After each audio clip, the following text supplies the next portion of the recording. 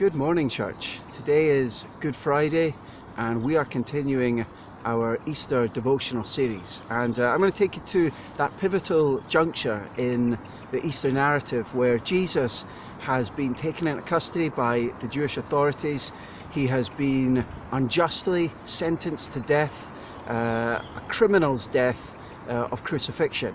But it's important that we understand this is not a death that was imposed upon Jesus Christ. This is one that he chose, one that he opted for as he sought to lay down his life, to sacrifice himself for all the sins of man, that he would take on and pay the wages of sin and death for all of our guilt and shame.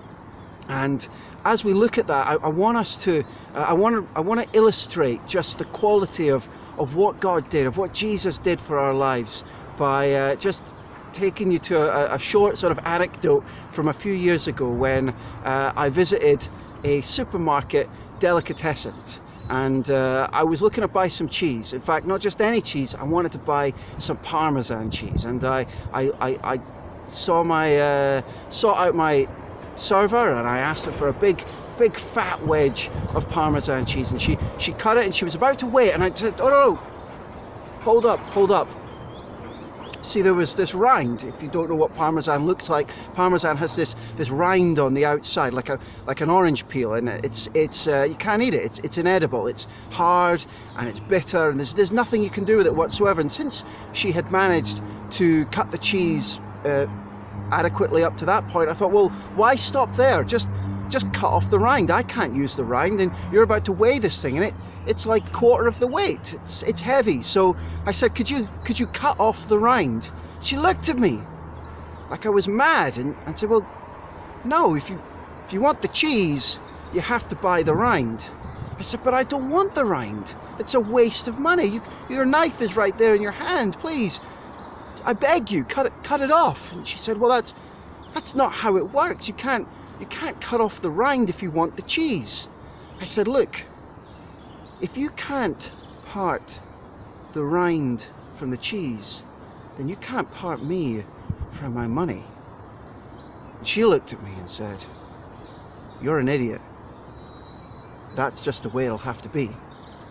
Now you see, I in myself was unprepared to even pay for cheese without the undesirable bit. Let me read to you from Romans 5, starting in verse 6.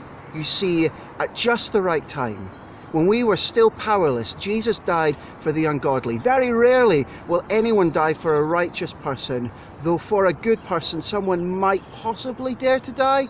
But God demonstrates his own love for us in this: while we were still sinners, Christ died for us. You see, Christ didn't wait till we were perfect. Christ died for us, warts and all, for everything that we were carrying. Even though that we were a lost cause, he laid down his life for us. But not that we would continue to carry that burden of sin and death, that burden of guilt. No, he died so that we could be set free of it, that he could release us, that he would pay for us, warts and all, but that he would set us free. And that is the quality of our God. That is the glory of Jesus Christ. God bless you, church. Have an amazing day, and we'll see you tomorrow.